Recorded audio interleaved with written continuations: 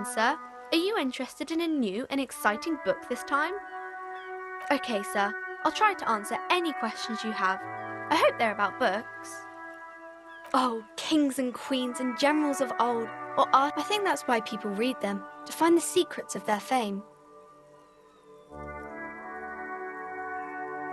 Seems like most people who read those books fail to get more famous from reading them. But it does make the famous people more famous. Why would they do that, sir?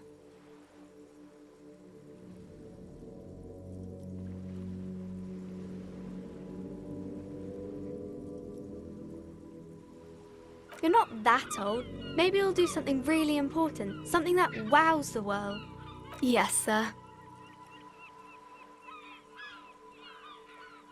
My name is Annette, sir. My mum, her name is Plaisance. She owns the store. She's inside minding the register or organising the stock. Feel free to step in and browse our wares. I'm signalling that the store is open. Otherwise people might not know. They'd miss out on the crime, romance and biographies of famous people.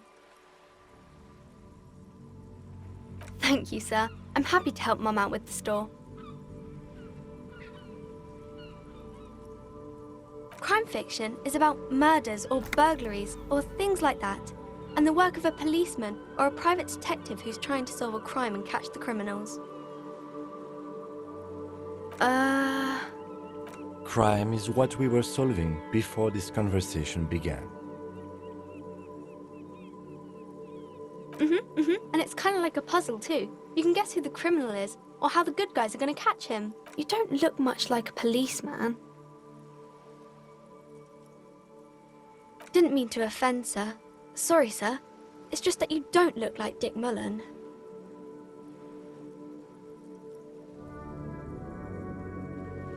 What's that mean? And everything's better now, sir? Why is that?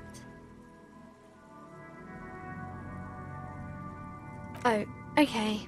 I shouldn't have said that thing about Dick Mullen. Don't say that. He's not even real. You're real.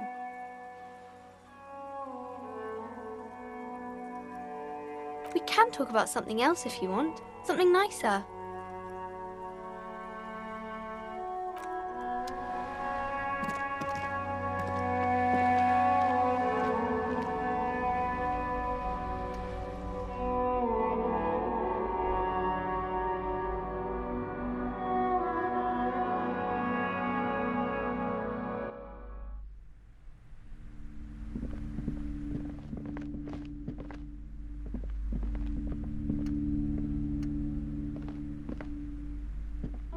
Shelves filled to the brim with crime novels featuring the supposedly stalwart Vespertine detective, Dick Mullen. Oh, crime, robberies, murders, even sexual crimes. We're fortunate to have Dick Mullen and his stories to sort all that out. You're a police officer, apparently. You should buy all of these.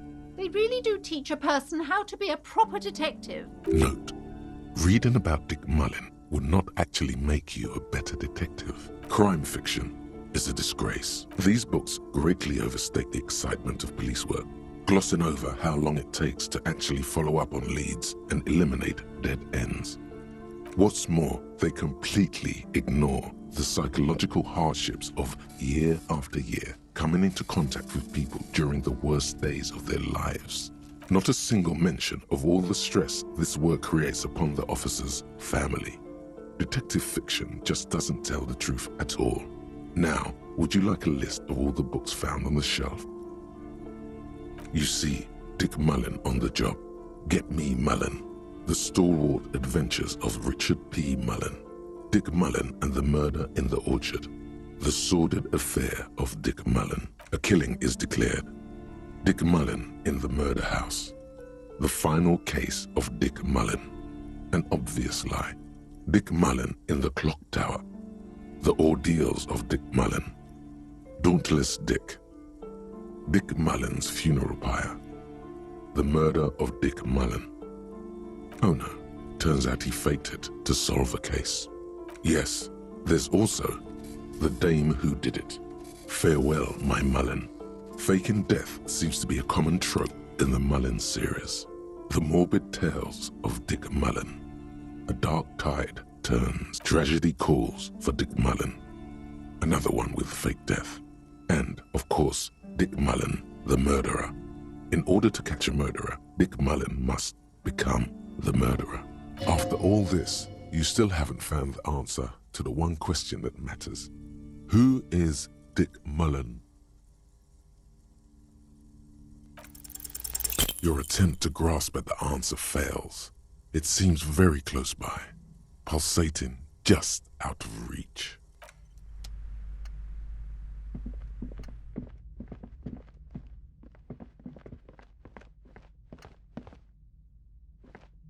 The curtains, tattered with age and covered in dust, hang before you, as if taunting you. Nothing. Now please go back to browsing the books. Don't you feel compelled to look at the books? The books are all you care about. She speaks almost as if she's trying to put a spell on you, urging you to buy more books. Oddly enough, the more she tries to draw you away from the curtains, the more alluring they become. Just as you're about to pull apart the curtains, the petrified voice of the shop owner cries out once. Sir, don't touch that. I told you it's off limits for the customers. Parapsychologically speaking, we're done if you decide to open them. I won't be held responsible for the consequences. It's too dangerous. She looks away, mumbling. Why is everyone always messing with the curtains? Why can't they just buy books like normal people? You do? My God, even more reasons not to mess with the curtains. Just step away, dear sir. You do? My God, even more reasons not to mess with the curtains. Just step away. Why? It's not like anyone was killed there. I am sorry, I don't mean to be so impolite. Just please don't go there. I can't... The curtains do seem frail suddenly, not robust enough to contain a slippery darkness. Thank you. Talking is always good. Go see what she has to say. The curtains, tattered with age and covered in dust, hang before you, as if taunting you.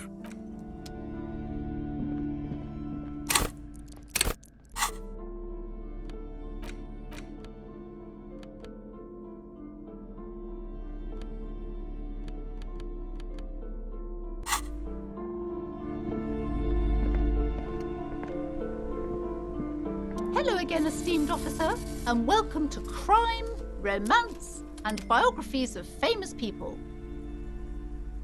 Annette, yes, my daughter. I hope she wasn't slacking off again with her nose in science fiction. Tell me, was she at her post doing her job like a proper girl? Wonderful! Did you talk to her? Great! On a scale of 1 to 10, how compelled were you to buy books after talking with her? My precious, her dedication brings joy to my heart. If you have children, I hope they turn out as great as my Annette. As a young girl should be, with the proper attitude, she'll have a bright financial future.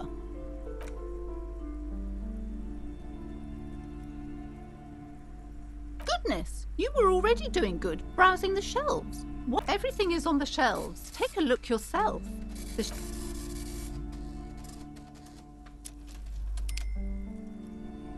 I already told you, it's just a storage room for employees. I don't understand why it's so important to you. Just let it go, officer. Go buy some goddamn books. You're supposed to be drawn to the books. She recites it like it's a poem, or like she's playing a role she's grown tired of. She's so tense, it's a miracle she hasn't snapped in half yet. It's just for decoration. Okay, fine.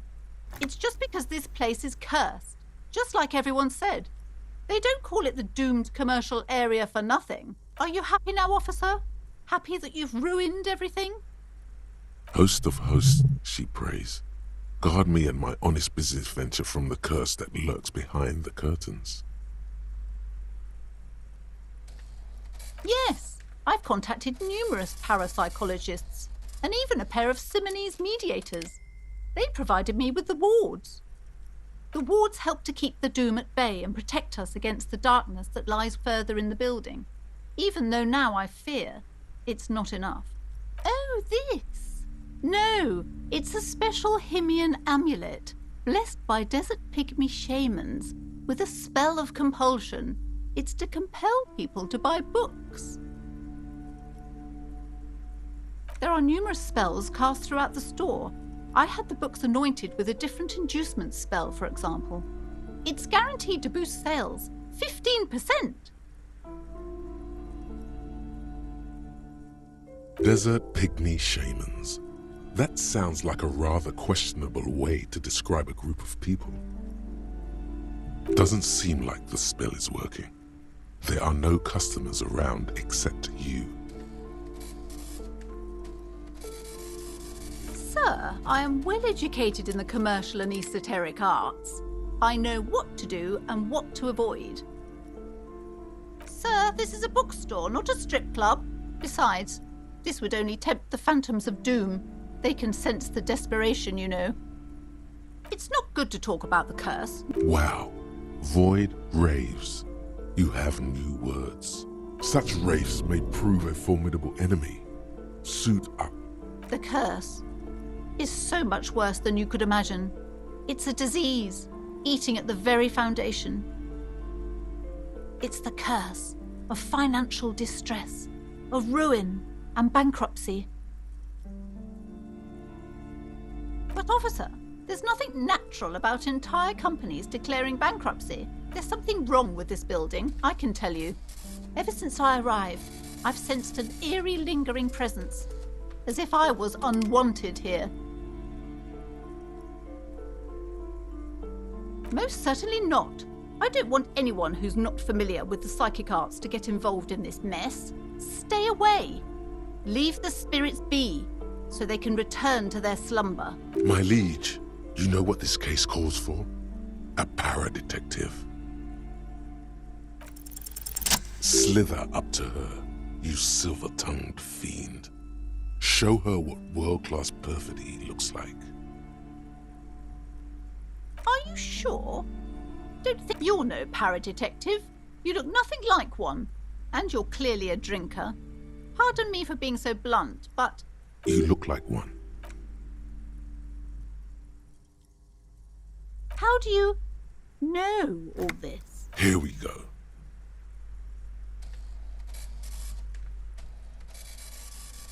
You're part Simonese. Oh, it means our meeting couldn't have been mere chance. The hand of fate guides us. But I am not the only one at risk. I have to think of my daughter. You are certain you can help us? Keep us safe? I can't allow any collateral damage to hit us.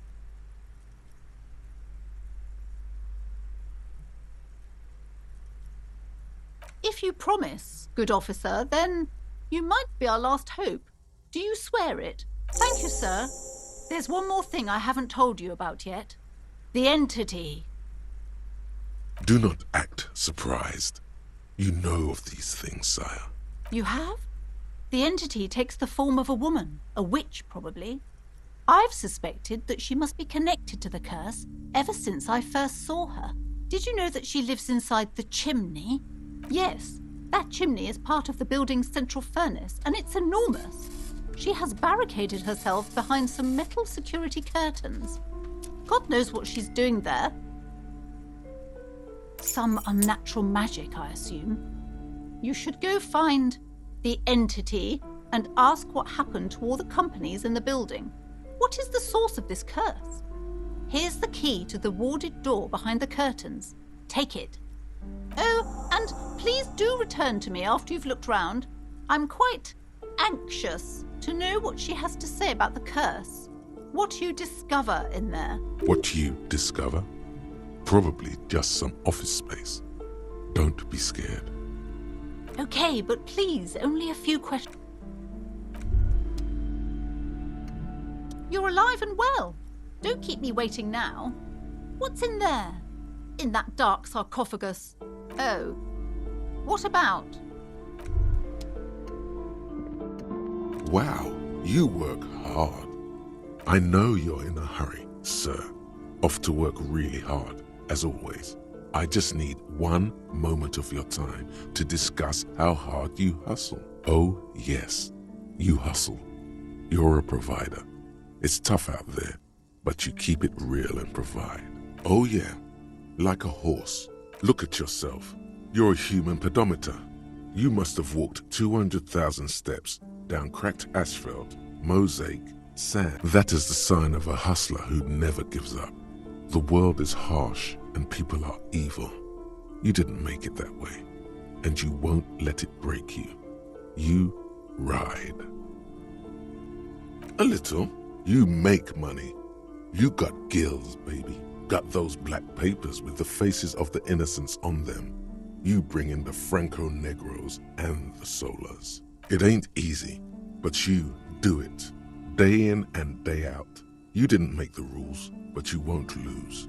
You're a cop and a sprinter and a money printer. Yeah, you're in the sales business. Shake 'em for shit and then pawn it off. Law officer style. Yeah, you're in the sales business. Shake 'em for shit, sure. And has it been easy? Is life easy? Are you rich? That's right. You work harder than anyone. You almost rode yourself to the grave and you're still practically a hobo. Why is that? Boo-hoo. The system is broken. The establishment is keeping me. That's right. 100%. Fucking G-Man's got his jam-covered sticky fingers in your pocket, stealing from you every time you buy, sell, walk, talk, fart, so much as sneeze. Aren't taxes almost non-existent in the Gossamer state that is Revachol? Every time you wipe your ass, they got their direct and their indirect modes of taxation. Sales tax, excise duty, extraction tax, alimony. One tax that doesn't even have a name. Plus there's the stuff people in other countries pay for. That makes them ask for more money from you. Here. Total tax duties add up to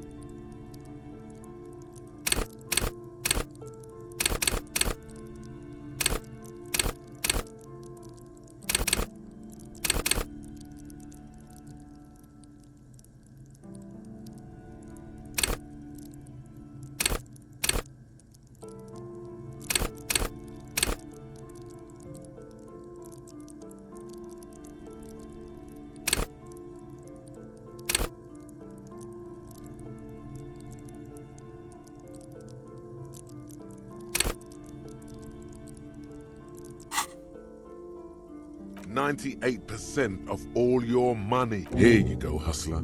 Fight the righteous fight. You see a set of tattered curtains blocking the way to another room. A strange cage-like trinket dangles from the curtains.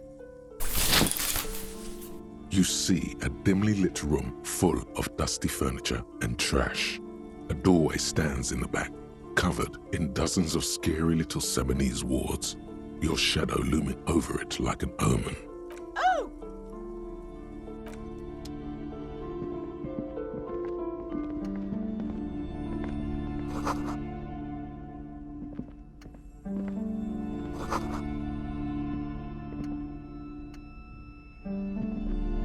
A heavy door with a missing handle stands before you, covered in dozens, if not hundreds, of Seminese trinkets and charms.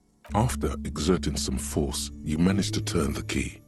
It's eerily silent. The door slides slightly open, letting a draft of cold air into the room.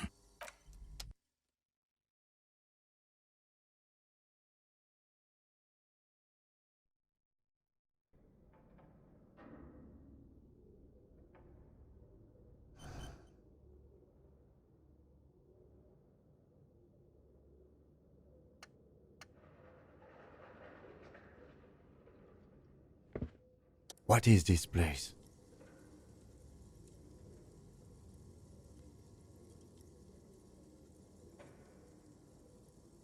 No, it's a gym. I doubt the electricity still works. Good thing we have a flashlight on us. Don't forget to take it out of your bag before we move on. Some specks of dust shimmer in a faint beam of daylight falling from the window. Other than that, the room is dark. An eerie feeling rises in your chest.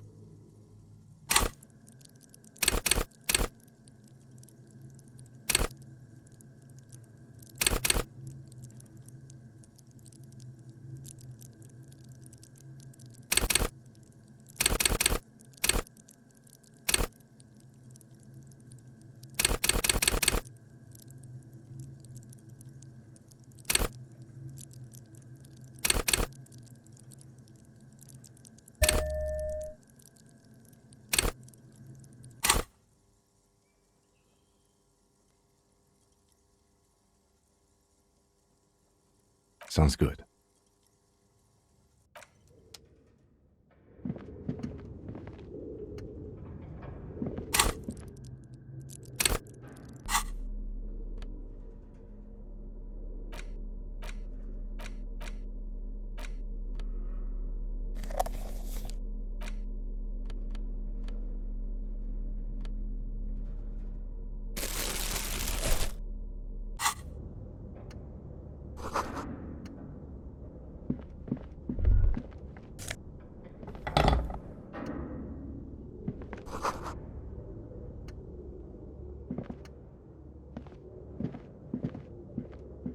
A barbell lies on the floor.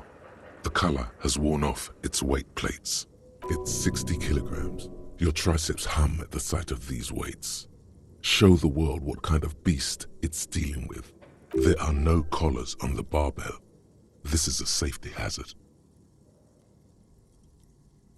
You're right. The weight may fall off. Better not touch it then. It would be a violation of EPIS safety regulations if the gym was still operating, but it...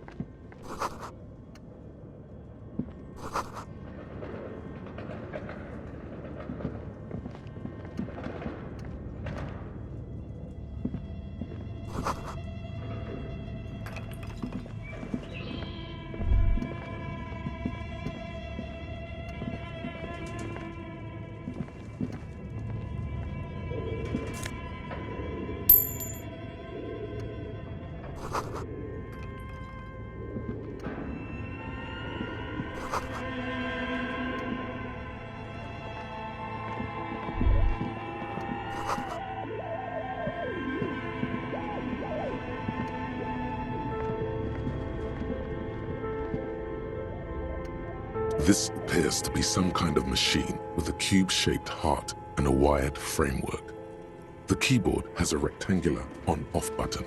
A piece of paper still hangs from the printer. The radio computer. Just sitting here without anyone inside. What he means is that these things cost money. Why would anyone just leave it behind? This is the Ream Civic radio computer, model RC5120, equipped with a Feld mainframe and a Ream-compatible printer. We have one of these down at the station, but I never really learned how to use it. The machine lights up like some prehistoric animal stirring from its slumber, revealing fluorescent play and print keys on the keyboard. The hatch on the machine's central compartment is wide open. It's empty like a beehive without its brood. Some cables have been left dangling, disconnected. This is where the memory should go. Nothing happened. Something's missing. There's no tape in the player. Nothing happens.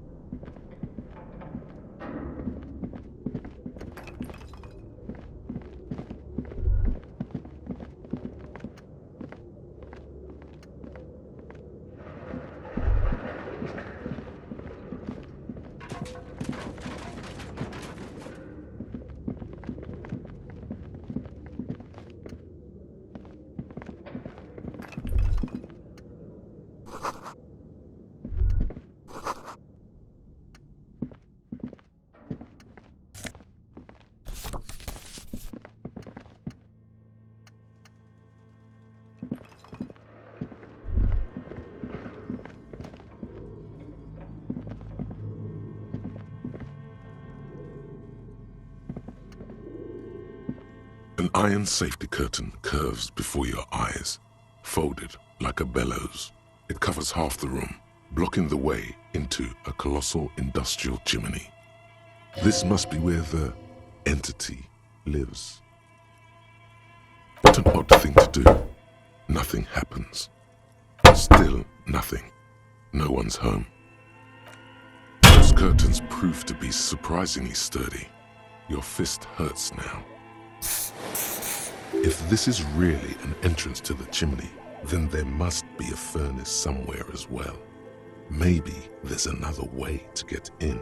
Can you please try to refrain from attacking random things?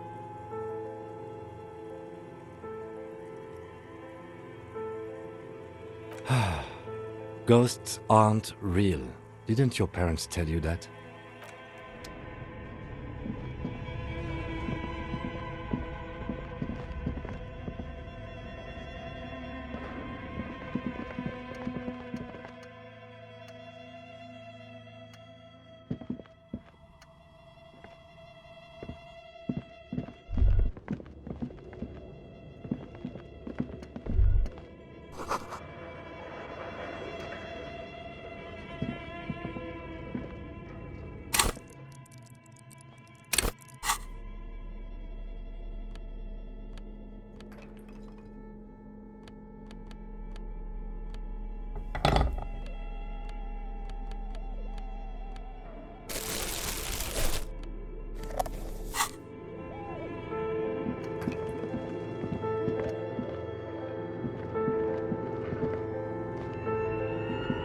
As before, an iron safety curtain curves before your eyes. It covers half the room, blocking the way into a colossal industrial chimney.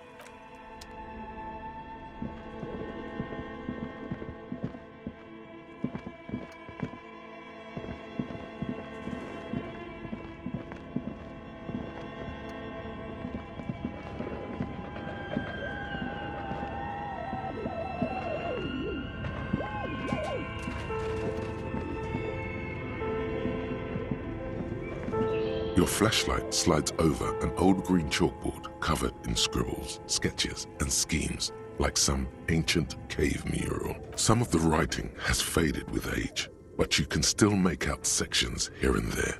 Photos and drawings have been pinned to the board. These lithe, pointy-eared creatures appear to be different types of welkins. You make out autumnal candle welkins, casting wax-based magic. Translucent welkins, with organs shining under their skin. You should adopt one of those welkins as your persona. No longer a mere man, but a welkin. One of the welkins, towering among the rest, appears to be different, however. It's Vara Hamira, a high welkin, his face white and scarred like cracked marble. This is clearly a welkin supremacist.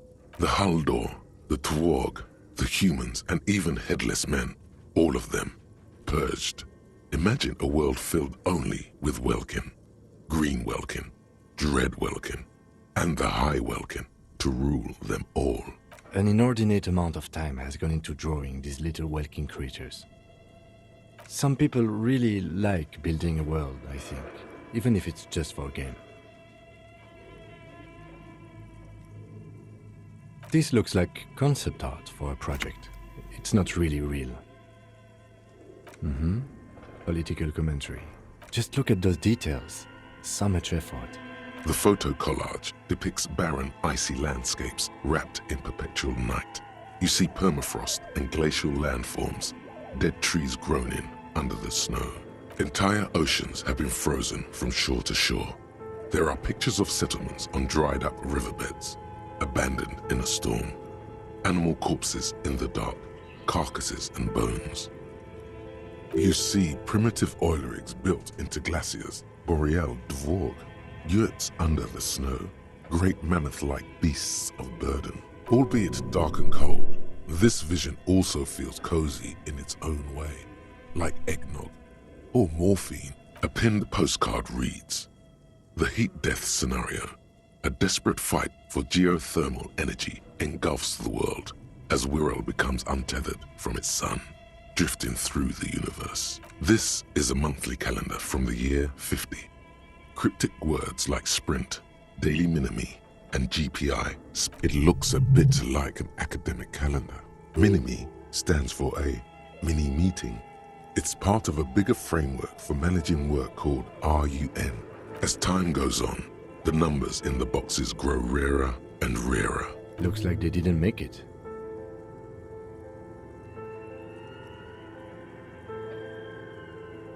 A note in the bottom left corner of the chalkboard. The handwriting is only partly legible, but you can still make out 3 slogans: Call in, Tune out, Wirral Untethered, and Heat Death of the Universe. The full text reads,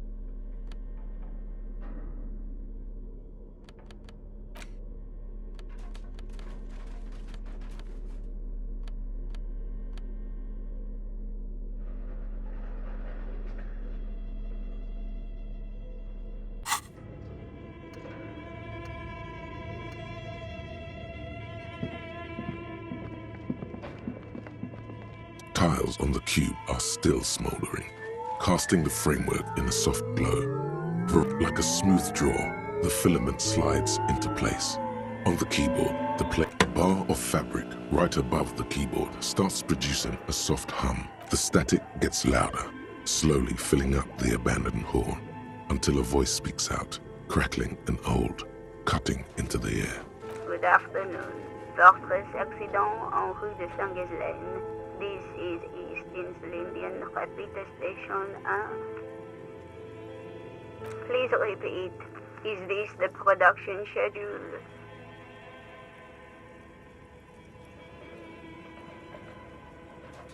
Fortress Accident is the company on whose name the terminal you are currently using has been registered to. One moment. Fortress Accident SCA produces revolutionary interactive call-in radio games. That's not bad. Any other questions?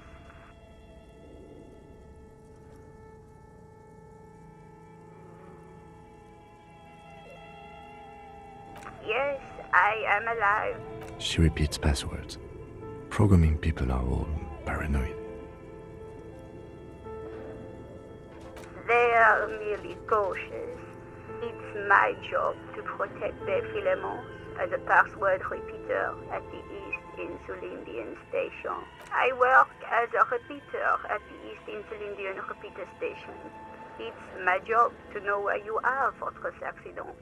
As for me, well, I am sitting in my cubicle, surrounded by a wall of radios. Now please tell me the reason for your call, Fortress Accident. The filament you have inserted into the reader. Yes. Is that the production schedule? Good. Please repeat the password. Password? Of course it would have a password. That's why there's a human administrator involved. Received. I will register this login attempt. Don't worry. Passwords have a way of turning up sooner or later. Fortress Accident. Is there anything else I can do for you today? Thank you, and goodbye. Tiles on the cube are still smoldering, casting the framework in a soft glow. Fluorescent play and print keys shine on the filament slides out of its glowing nest.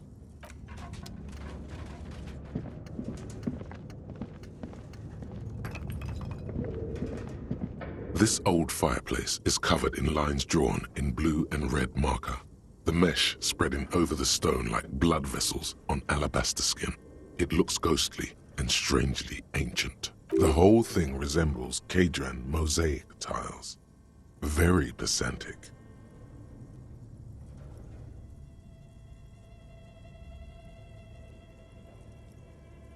History classes, students with their textbooks open, studying the roots of our civilization.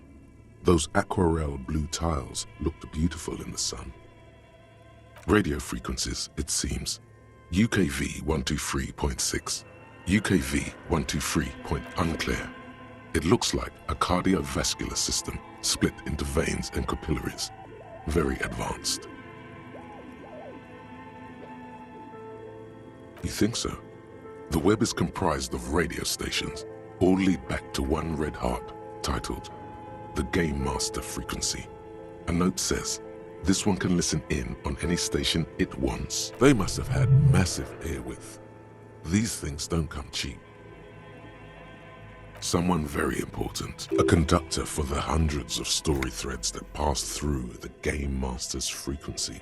Whoever decides to call in to a call-in station, it looks like. A list of names under the stations suggests people across 6 Isolas.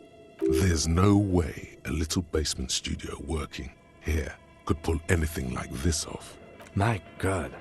It's as if the less money they had, the more ambitious their project became. Exactly. This schedule, I know doom when I see it. The company was running out of funding. Nothing. It's just lines on marble.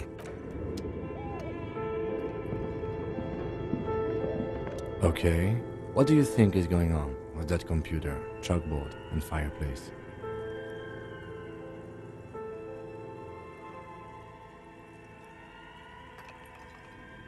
No, that's not it. I think... Like he's ready to lay out a fine theory, crafted together like a puzzle box. It looks like one of those popular pen and paper role-playing games. Only these people were trying to automate it, make it work on radio computers. Indeed, those Welkins are a dead giveaway. Super cool. Someone should give them millions of real immediately. This game is too good to be left unfinished. Not to my knowledge. They make automated games in Grad, Messina. Not in Revachol. But I don't think anyone has attempted to create an inter-isolary game before. Through call-in stations. None of the players have to be physically present. Anyway, then there's the Game Master frequency that listens in on the smaller call-in stations. I think that was supposed to coordinate the stories. functioning as a master of ceremonies of sorts. Coordinating so many games would take a whole switchboard of people. No idea. They stopped filling out the schedule on the chalkboard. Indeed, it's ambitious and untethered from reality, but... I don't think so. I think they genuinely believed. Okay, let's keep moving.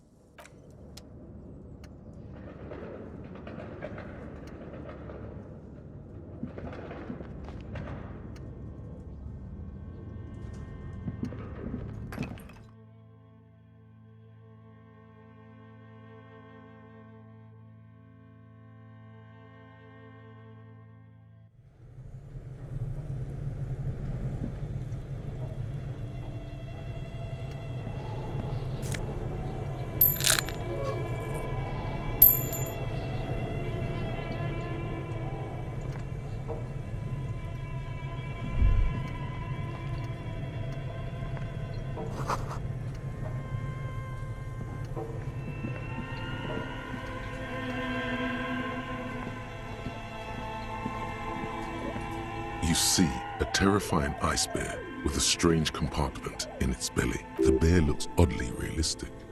Is it taxidermy?